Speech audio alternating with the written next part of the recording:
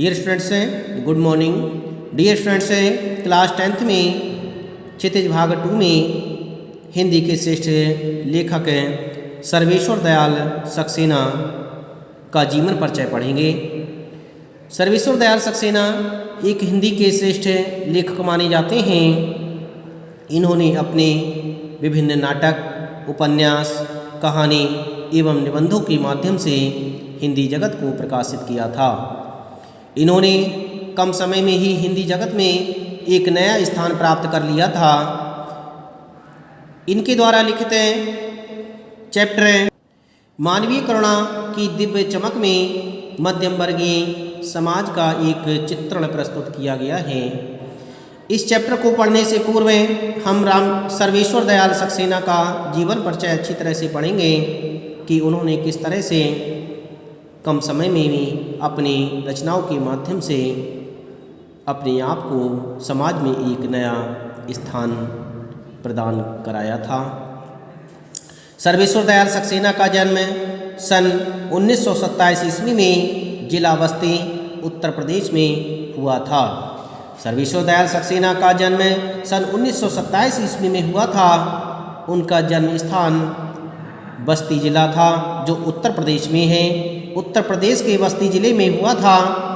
उनकी उच्च शिक्षा इलाहाबाद विश्वविद्यालय से हुई थी। उन्होंने अपनी उच्च शिक्षा इलाहाबाद विश्वविद्यालय में प्राप्त की थी।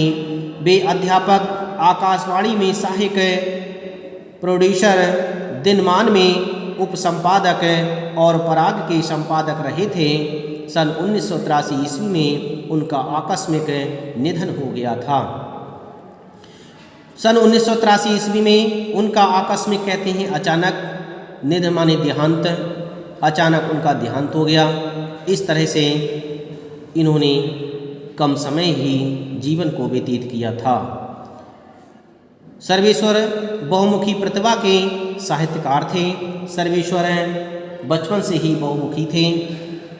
वह बहुमुखी प्रतिभा के एक साहित्यकार माने जाते हैं।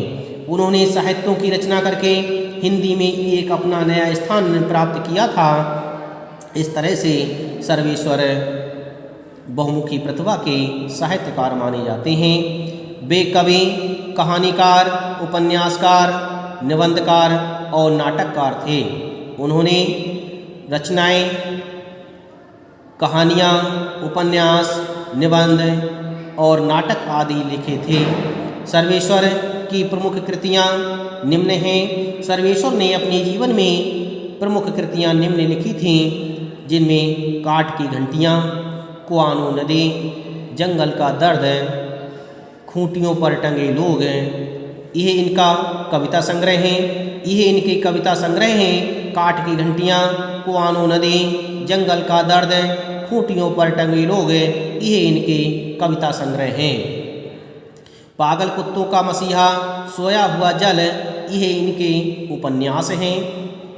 लड़ाई, यह इनका कहानी संग्रह है। बकरी, यह इनका नाटक है।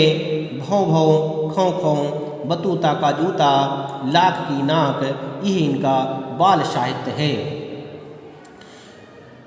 चर्चे और चरखे उनके लेखों का संग्रह है। इस तरह से इन्होंने विभिन्न उपन्यास, कविताएं, कहानियाँ, नाटक एवं बाल साहित्यों को लिखा था। खूंटियों पर टंगे लोग पर उन्हें साहित्य अकादमी का पुरस्कार प्राप्त हुआ था। खूंटियों पर टंगे लोग, यह उनका कविता संग्रह था।